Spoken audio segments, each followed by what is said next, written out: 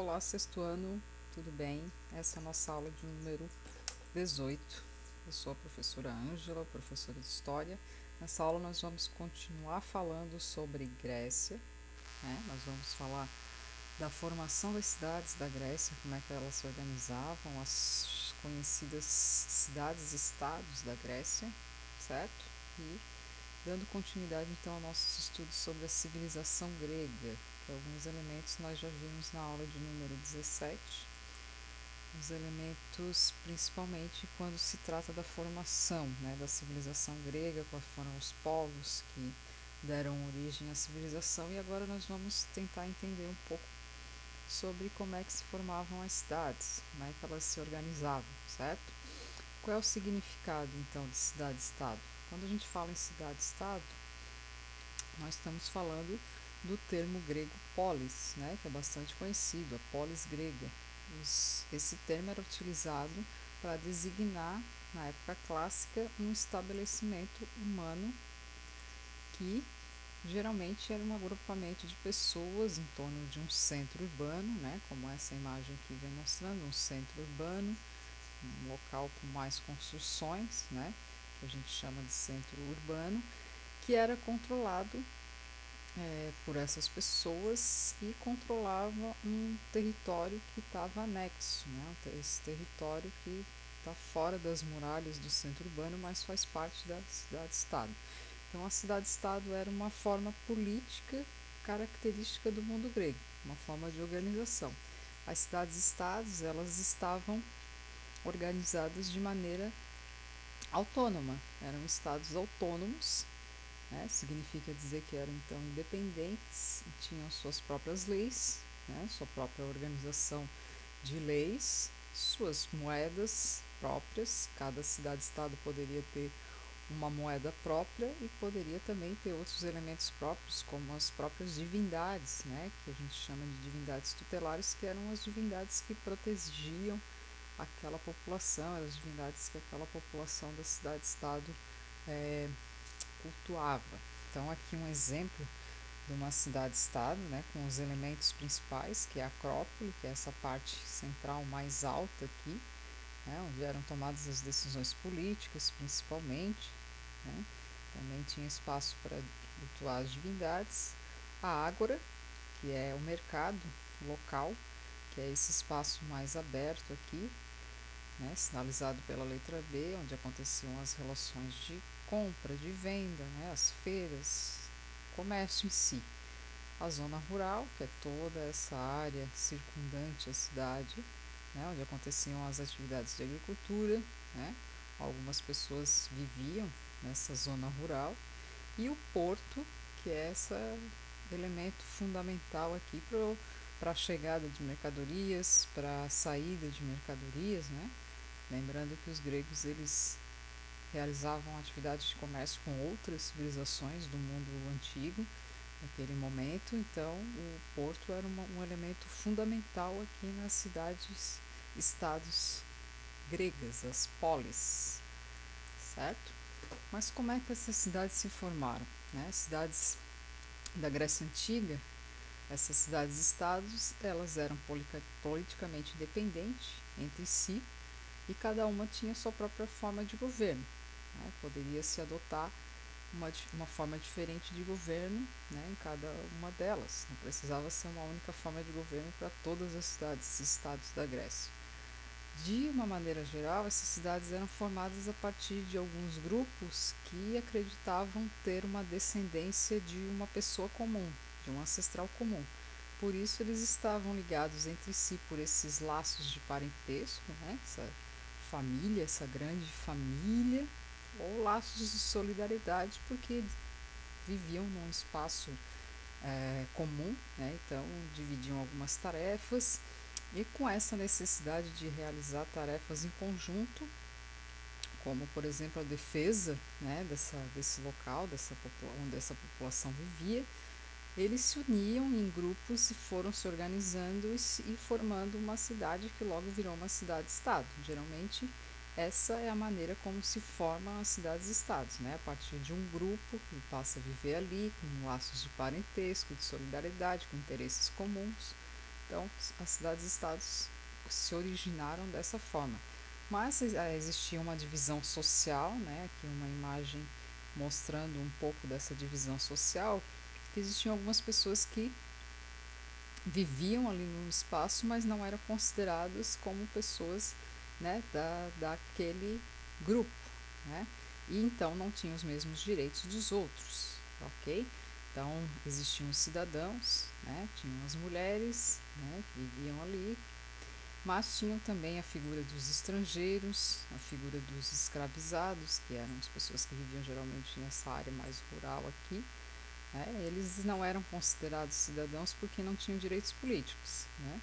As mulheres, elas, mesmo que fossem, né, casadas com os homens que tinham direitos políticos, elas não eram consideradas cidadãs porque não tinham essa voz política, vamos dizer assim, né, nas questões políticas da cidade-estado. Então a gente vai ver isso com mais detalhes mais à frente, mas a formação das cidades-estados acontece dessa forma, né, com grupos passando a viver num espaço, logo tendo interesses comuns e precisando se organizar nesse sentido, né? Então aqui uma outra ilustração de uma cidade-estado, né, de uma polis grega. Aqui uma ilustração colorida mostrando aqueles elementos que nós já falamos, né? A cidade mais urbanizada aqui, fechada pela muralha, como uma forma de proteção também, né? Que poderia ser invadido por povos que viessem de outros lugares, então era importante ter essa proteção, né? E dentro da cidade ficavam alguns dos prédios mais importantes, o espaço, né, da ágora, o espaço de comércio, a Acrópole, né, com aqueles grandes espaços de discussão política, de cultuação dos deuses e etc., que é onde o governo, né, também da cidade se sediava, e a área rural circundante, né, a cidade murada, onde aconteciam as atividades, o porto, espaço também de florestas, né, porque era preciso ter madeiras, né, para o fogo e para tantas outras coisas, para a construção de navios. Então tinha toda uma dinâmica, né, de funcionamento na polis grega, nas cidades gregas, as cidades-estado. Então nós temos as cidades-estados, a sua formação, mas como nós falamos já, nós temos que considerar que cada cidade-estado ela era autônoma, então elas podiam decidir qual era a forma de governo adotada, né? Não existia um governo central que organizava todas as cidades-estado, né? Porém, essa decisão de governo, de quem ia governar, de qual forma de governo ia ser adotada, ela às vezes era muito problemática, né? Poderia gerar muito conflito entre as pessoas que viviam naquela cidade, né? E as pessoas que ocupavam o cargo de governo, né, poderiam ter que enfrentar muitos problemas para se colocar como líderes nessas cidades. Então nós temos aqui principalmente 4 formas de governo que poderiam ser adotadas nas cidades-estados da Grécia.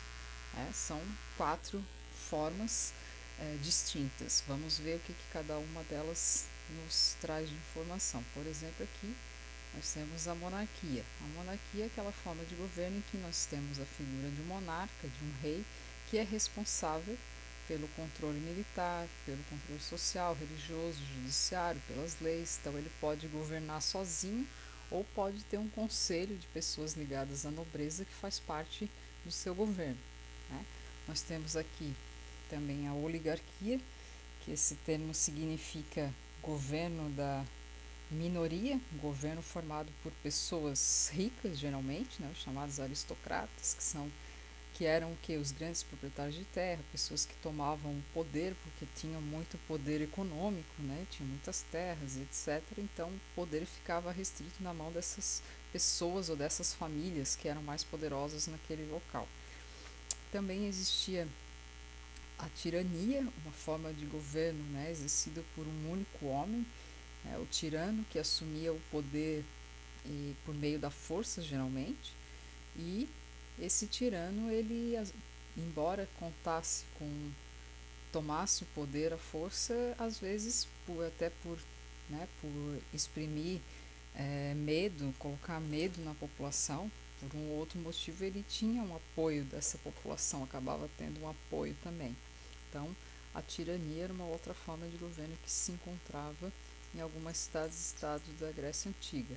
E a democracia, que é a grande herança aí, uma das grandes heranças da civilização grega para o mundo moderno, a democracia, que hoje é uma forma de governo adotada na maioria dos países do mundo e que funciona da seguinte maneira: os cidadãos participam das decisões, né? Hoje nós votamos para escolher os nossos governantes. Aqui nesse contexto, os cidadãos, aqueles que eram considerados cidadãos, né? Não as mulheres, os estrangeiros escravizados, mas aqueles homens considerados cidadãos, eles se reuniam em assembleia e tomavam as decisões políticas. Então nós temos essas 4 formas de governo que nós podemos encontrar quando estudamos as cidades e estados na Grécia Antiga, né?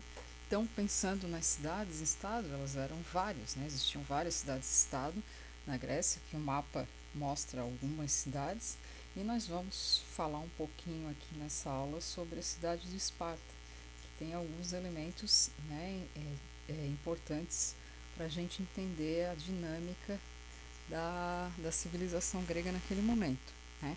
O que a cidade de Esparta tem de especial? A cidade de Esparta, que foi fundada pelos dórios, né? Lembram lá dos povos que formaram a civilização grega lá, com as ocupações, né? Povos que vieram de diferentes áreas aqui, ocuparam essa região que formou a Grécia. A Esparta foi fundada pelos dórios no século IX a.C., né?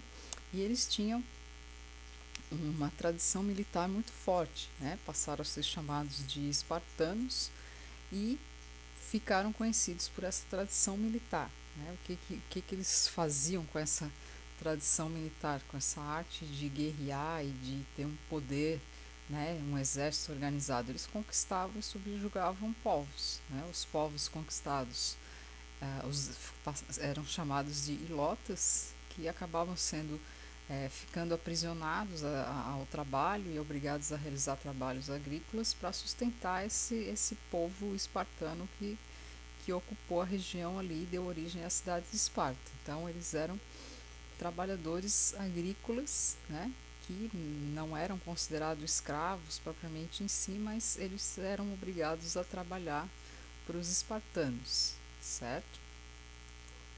E esses ilotas, né, eles eram um dos povos que foram subjugados pelos espartanos e que integravam essa sociedade, né? Tinham também os periecos, que eram aqui representados os trabalhadores livres, né? Homens livres que viviam nos arredores da cidade. Eles podiam trabalhar como agricultores, mas trabalhavam também no artesanato, produzindo artesanato, realizando comércio desses artesanatos.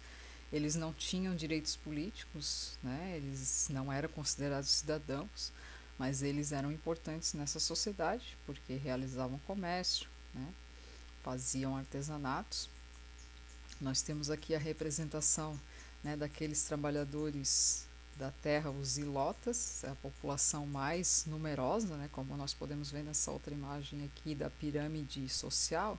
Nós temos aqui a maior parte das pessoas formada por esses trabalhadores da terra, que sustentavam esses outros aqui, sobretudo os cidadãos, aqueles espartanos ricos, né, os donos da terra, que controlavam a política e o exército, que eram só 5% da população. E temos esses homens livres aqui, os artesãos e comerciantes representando 10% da população, e a grande maioria da população sendo formada então por esses trabalhadores agricultores aqui, que também não eram considerados cidadãos, mas que exerciam uma função muito importante. Então percebam que nós temos aqui uma minoria, né, exercendo poder sobre a grande maioria da população na cidade de Esparta, certo? Então, falando dessa tradição militar espartana, né, esse militarismo que a gente chama, que a gente entende como uma característica marcante de Esparta, nós temos, por exemplo, que os homens dos 7 aos 60 anos eles eram considerados guerreiros, então eles já significa dizer que ele já recebia um treinamento militar com exercícios físicos, né, técnicas de sobrevivência, né? Essas imagens aqui mostram um pouco dessa atividade militar, né, essa necessidade de uma atividade militar muito desenvolvida. Por quê? Porque existiam sempre conflitos, né, conflitos entre diferentes povos, né, um povo dominando o outro povo e subjugando e obrigando a trabalhar. Então os espartanos, esses conquistadores, né, chamados oi, né, que era essa camada guerreira de Esparta, eram os guerreiros, eles eram treinados para manter a ordem das terras conquistadas, né? Não bastava chegar na cidade, no lugar e dominar o povo que ali vivia. Você precisava manter, né, esse povo obediente a você, e essa camada guerreira era importante também para manter essa organização, que significava o quê? Fazer com que esses povos dominados não se revoltassem contra os espartanos, né? Então os guerreiros, os exércitos eram importantes também nesse sentido, né? Era muito importante ter essa organização militar.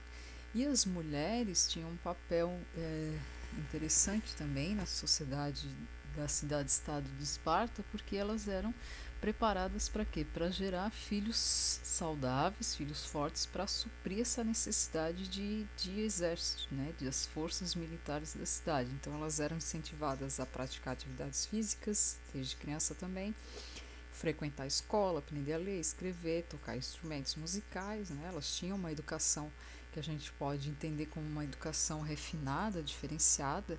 Então elas tinham um papel importante também, embora elas não fossem consideradas cidadãs, elas eram as mães, né, dos guerreiros, as mães dos cidadãos.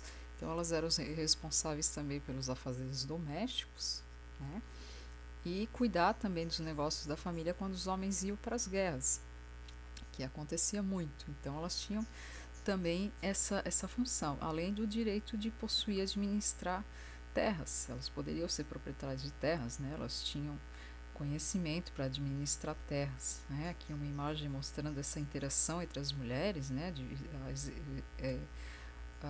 Exercendo tarefas de leitura, tarefas domésticas, mas também a representação da mulher como mãe de um guerreiro, né? De um dos grandes guerreiros de Esparta. E aqui uma escultura representando uma atleta espartana, uma escultura do século VI a.C., mostrando essa atividade, né, de física que as mulheres também eram incentivadas a realizar, né? Então a importância das mulheres na sociedade espartana é um elemento importante também para se considerar quando a gente estuda as cidades-estados da Grécia, especialmente Esparta. Então, para finalizar, vamos relembrar aqui alguns pontos que nós vimos nessa aula, que foram o quê?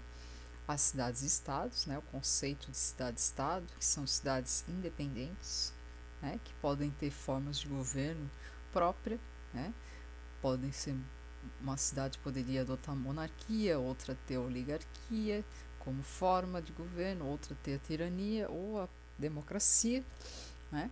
Nós vimos alguns elementos da cidade de Esparta, a tradição militar, uma sociedade dividida, né, aqui a divisão social, né, os cidadãos, os guerreiros que participavam do governo, nós tínhamos os artesãos, os homens livres e os trabalhadores da terra, né. Os guerreiros eram um elemento importante da sociedade espartana. Então, por isso que sempre quando se fala em Esparta, sempre se tem que levar em consideração essa questão militar, né, muito forte, e o papel das mulheres também. Aqui uma cena de um filme muito conhecido chamado 300 ou 300 Esparta, que é um filme que trouxe um pouco para o cinema esse elemento do militarismo, né, e como é que alguns debates sobre as guerras, né, que ocorreram naquele contexto. Então, aqui é uma cena do filme em que um desses homens, né, esses espartanos, ele está perguntando aqui o que faz essa mulher pensar que pode falar no meio dos homens, né, porque a mulher está numa cena do filme aqui, essa mulher está tentando colocar sua opinião e ela responde que é porque apenas mulheres espartanas dão à luz a homens de verdade, né? Porque os espartanos eram guerreiros muito reconhecidos naquele momento, então eram considerados grandes homens, né? Então as mulheres, como eram responsáveis pela sua educação e tal, elas tinham um papel importante, embora não fossem cidadãs, né? Apenas uma ilustração para a gente observar um pouco da representação da história de Esparta no cinema, por exemplo, né? Então essa foi a nossa aula de número 18 sobre as cidades-estado na Grécia. Nós vamos continuar falando sobre esse assunto na próxima aula. A atividade relativa a essa aula vai estar disponível no dia 5 de outubro no sistema Educar Web. Se vocês ficaram com alguma dúvida, podem falar com a professora através do sistema, pode mandar mensagem pelo WhatsApp, e-mail, ok? A gente tenta esclarecer o que ficar de dúvida. Desejo que vocês consigam realizar as atividades, que tenham bons estudos, se cuidem, um abraço e até a nossa próxima aula.